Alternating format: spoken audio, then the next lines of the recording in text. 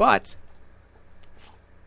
the problem is on offense, and I think Greg Roman will open up the offense better than Nathaniel Hackett, who was the offensive coordinator in Buffalo last season. I think it was very conservative. A lot of it did have to do with Kyle Orton just coming in right after training camp, so he did not have the full playbook at his disposal. I think if Orton had come back this season, I think it would have been a better team that could potentially make the playoffs.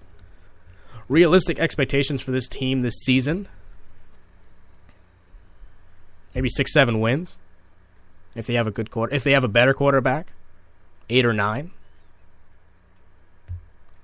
So again, it really does depend on quarterback play in this league. Quarterback is the most important position in football. That's why they get paid the big bucks.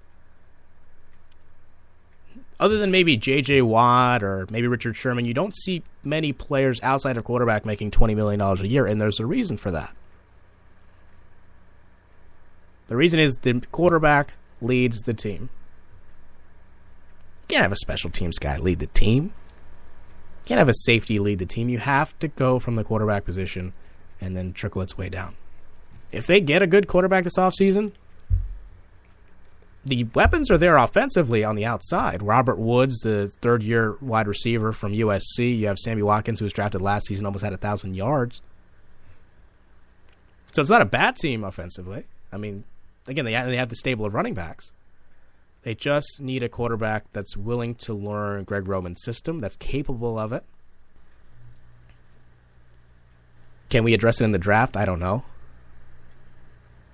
If we're going to go with a quarterback, I don't think we're going to go Jameis Winston. I would hate it if we went with Jameis Winston. We don't have a first-round pick, so Marcus Mariota is also out of the picture. So we could probably go with Bryce Petty from Baylor. I think his style would be really well. Again, it's a spread offense that they played at Baylor. They did really well through the air, but he is capable of handing the ball off to running backs. Did have a couple of really good players and good playmakers at Baylor, so him stepping into that role I think would be the best option right now. But again, he will be a rookie. So again, you have your pros and cons there. So that is my talk with NFL to this point.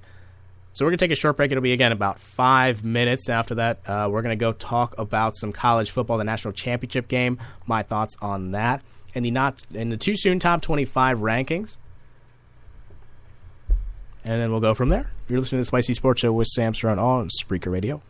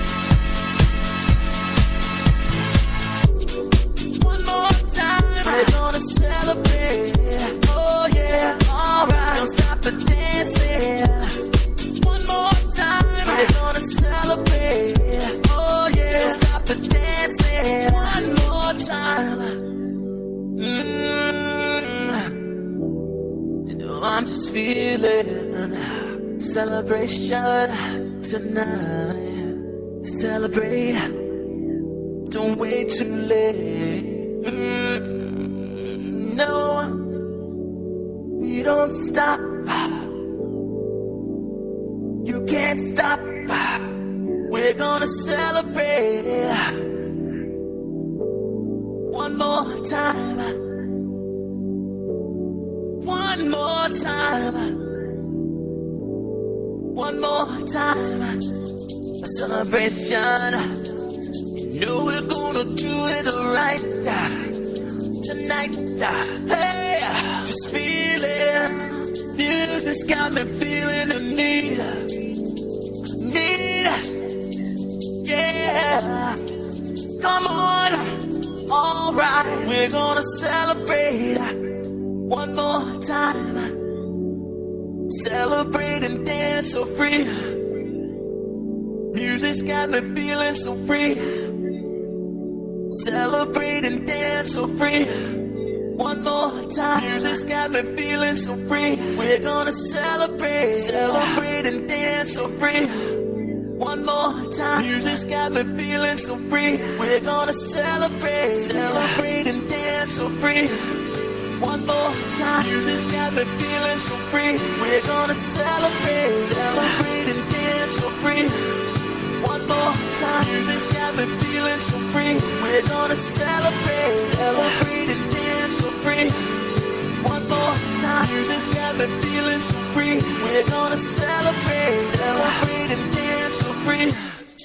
One more time. Music's got me feeling so free. We're gonna celebrate. Celebrate and dance so free. One more time. Music's got me feeling so free. We're gonna celebrate. Celebrate and dance so free. One more time. Music's got me feeling so free. We're gonna celebrate. Celebrate and dance so free. One more time. Music's got me feeling so free. We're gonna celebrate.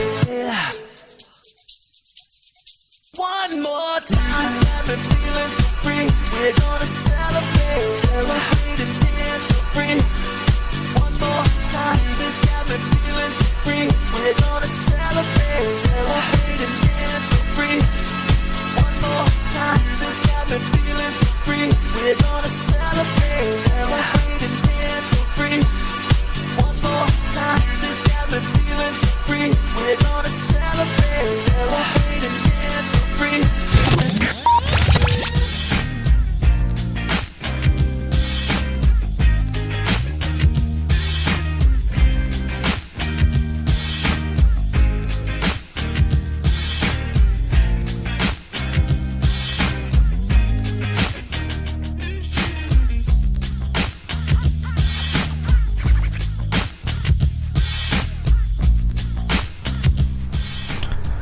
And welcome back to the Spicy Sports Show with Sam Cerrone, coming to you live from Beaverton, Oregon.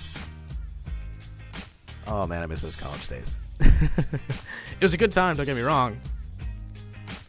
But real world is not as bad as people think, college kids. It's not bad. Long days, no question. But I'll take some money. Again, thank you so much for listening. I've had a lot of texts from all around the country. It's pretty exciting that people are listening in. Again, the Spicy Sports Show with Sam Cerrone, coming to you live from Beaverton, Oregon. So people that are listening out on the East Coast, it's 9:21. Good for you. So lots to talk about in college football. Of course, last week, Oregon, Ohio State. Oregon, a team that was expected to be there. You had the reigning Heisman Trophy winner Marcus Mariota. You had a team that was ranked top 5 to begin with this season. And while they did have a hiccup at Arizona, they played very well the rest of the season and just blew out Arizona again in the Pac-12 championship game. And then you have Ohio State. A team that, even before the season started, was already out because Braxton Miller got hurt in August. He had a shoulder injury. He wasn't going to be back. So everyone thought, oh, Ohio State, you're done. You can't win it. And then JT Barrett comes in. And then they lose at home to Virginia Tech, which, again, Virginia Tech normally is a good team. You normally, and again, the last, I'd say 15, 20 years, they've come around the season with about 10 wins a season. But this season, they're not as good as they used to be. And they lost at home to a subpar Virginia Tech team.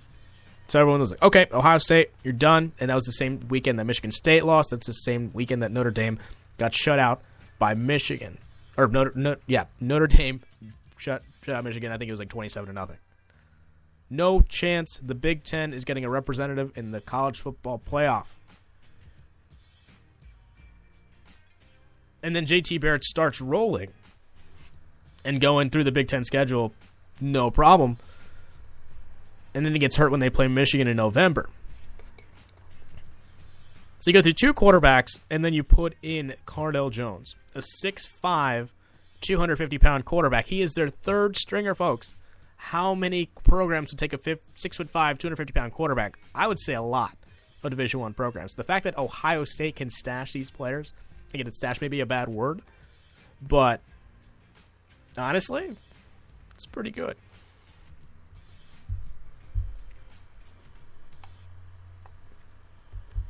And then, again, you play Wisconsin. You know, you're like, okay, there is no way Wisconsin is going to win this, lose this game. Or Ohio State is on their third string quarterback. We don't even know what he looks like. We don't know how he can play. And then you see it.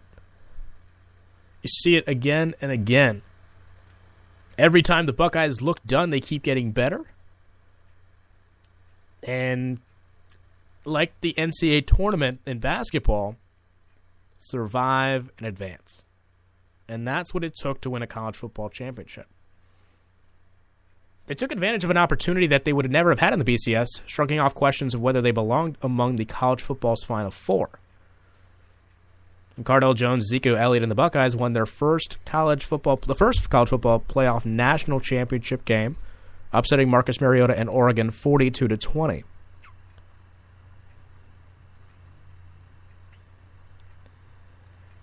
When you look at Ohio State as a whole this season, I mean, really, if you had bet on them to win, I'd say you probably won a good amount of money. You know, I'm not a gambling guy myself, but if you bet on them, you probably did well.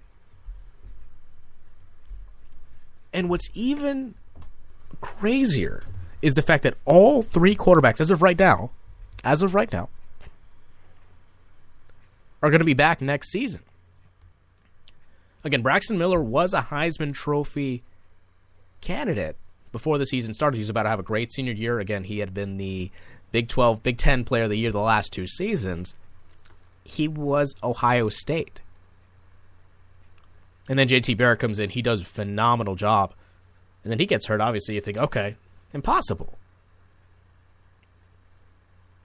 And just when you think it's over, Cardale Jones, he played a pretty good game. I mean, overall, I mean, if you look at the stats, 4 turnovers from Ohio State compared to 1 from Oregon, a lot of them weren't necessarily Cardale Jones' fault. A lot of them were just tip balls or fumbles by the receivers. But Cardale Jones played a phenomenal game.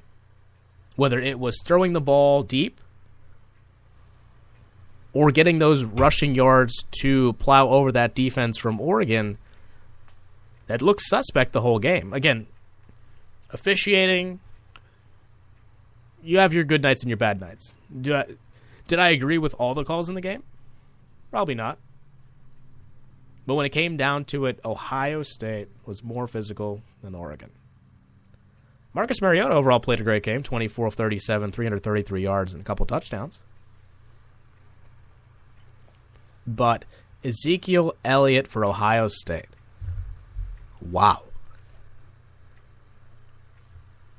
If I were to tell you before this game that a sophomore running back